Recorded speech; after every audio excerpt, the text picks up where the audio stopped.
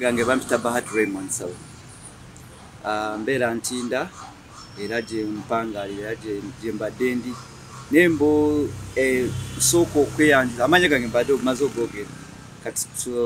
chembadde njogerako kogera ku mwami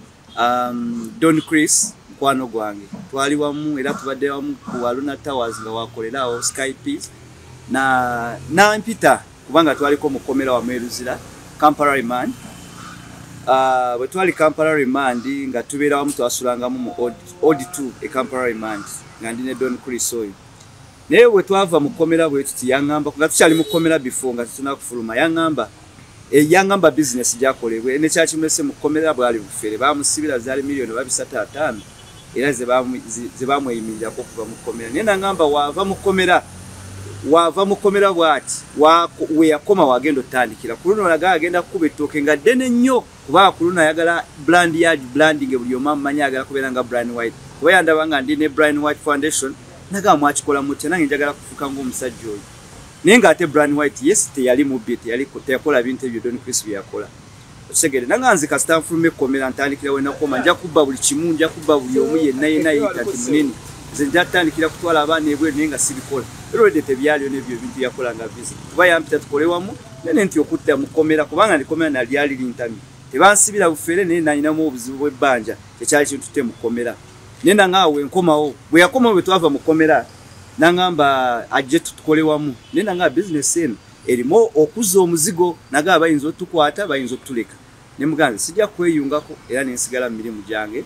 entinda jenkola yalabera ne Nigeria eyo nandetako wano nansomera mu business ngebe tufera nyina okugenda mu field kunonya abaana abawala biki ne bwe yavaayo werabanga business njiganye ne tukyawagala teyatadda mu kunonya kubanze mukomera nze namulabiriranga jukira ku Don Chris yatayina abantu babamulaba mukomera nganze bandetera ebyokulya bandeta bukimu ngamuwa nga Don Chris akawunga kamukese mukomera nganze muwa buli kimu kubanze babe waffe bandabiriranga kuberuzira okirizibwa okuletera emmere ne bagikufumbira wapokirizibwa okuletera emigaati macarons biki micheri ne bakola ki ne bakufumbira nenga Don Chris tera amulabe eruzira era yali kumanyi gange wetwali eruzira nga buli kendi yako kali yako kuba twasulanga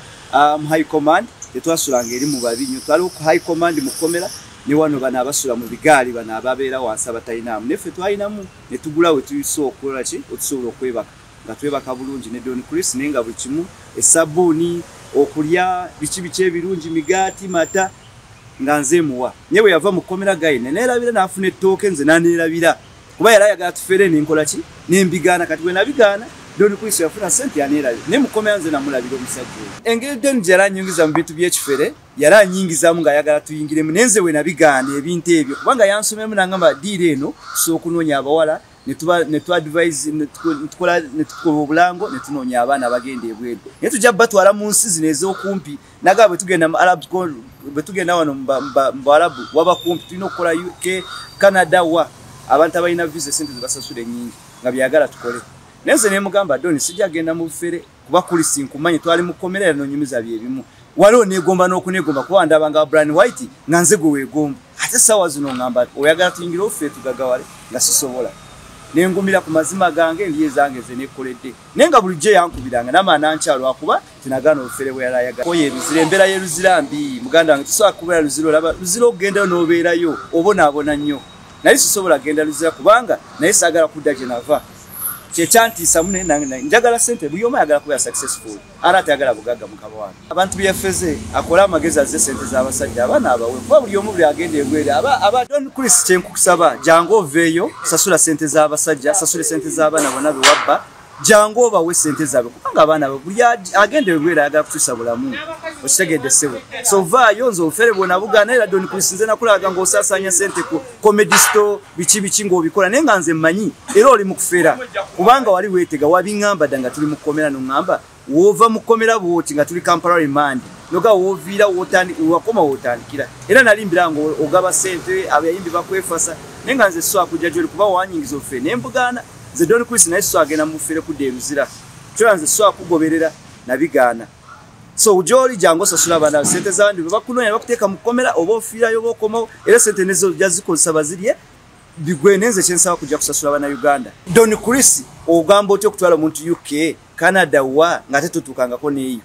nze kyali kinsobedde nga sikitegeera butegeezi kuli sinze nalimbeera nayo nga nkunyumiza emboozi twali mukomera wamu naye nga buli kimu kyonna akiinako amalo kubanga buli kimu takimanyi kubanga nze Don Chris yambuuzanga eby'e Dubai eby'ebweru naye neewuunya nnyo kubanga ayagala kutwala abantu e Dubai kutwala Canada wa mu nsi eziri developed like Germany wa naye naŋŋamba nti tatuukangako ne Dubai nga munyumiza n'emboozi y'e Dubai nakyewuunya nnyo kubanga avudde mukomera ng'ate agamba atwala abantu UK wa ng'ensi ezo zenkugambye ze yaŋŋamba naye yaŋŋamba before nga tukyali mukomera naye waakoma waava mukomera yazze kunyaga Bannayuganda nali nkimanyi naye nga sobola kuyimirira musajja amulekera omukisa bwe yalaga kuntwala mu bufere ze ne mbugaana ne mugaka amuleke kubanga yankyana okunkyawa nga sosola nakwata simu yange naye mwesonyiwa tayampa na 10 namulabya mukomera Don Chris yali nothing ng'alidde akawunga n'ebijanjo nga kamutamye eruzira Kampala remand nyina obujulizi nabeeranga n'oyo omusajja twabeeranga mu odd 2 ne bw'obuuza eruzira ne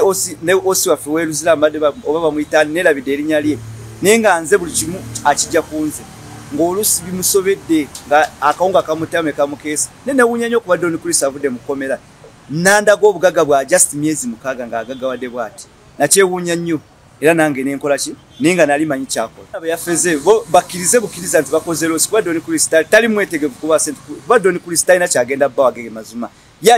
ajja gumira obusibe bamugende bamusibe kubanga n'ekisooka agambe nti abaana tebalina evidence tebamubawanga receipts simanyi oba bateekangayo sente ne batasawa receipts naye yagambye ali willing tagenda bba wana 10 era nze kyensaba government ekwate ku zino kampani bana abaferefe abantu bwabazza mu kampani kutwala abantu ebweru basooke bamwekanye bakanye buli kimu kyakola kyonna okitegedde so tikusikiriza kampani kati okkiriza otya omuntu ekinnuma n'okunnumaga nti gavumenti ya Uganda eno eyaffe neekwate ne security UPDF neemumuwa emukuume ng'ate mufere Uganda tuliwa nze nakyewuunya nnyo okulaba ng'alina omusajja wa UPDF nakyewuunya nnyo nembuuza gavumenti yaffe ye supporting obufere wano mu Uganda ako naye in a natural sense omuntu ng'ovuddeyo nga gavumenti yaffe efaayo musooka noonyeza ku musajja okumuwa omuntu wa UPDF that means ekifaananyi kyaffe kala gundi yaffe uniform yaffe ya Uganda UPDF bagyonoonye because every omuntu yenna avaayo ng'alina ku ssente nga mufere bamuwa omusirikale why lwaki temusooka ne munoonyereza nga munoonyereza ababba gwe temunoonyeza ebikolebwa mu Uganda eby'omugaso naye nga abafere nga bano bafeza abaana bameka abadde banoonye kyokka n'emirimu mu Uganda teriimu mukiraba abaana bagala fuluma ebweru emirimu tegiriiwo bababbye kati obubbi bwe bugenda kweyongera mu Uganda okitegedde so nze ngamba gavumenti bannanga gavumenti yaffe muvengayo simanyi why would you give someone security ng'ate temuyisoose kuwekanya muntu oyo ali atya sente azigyewa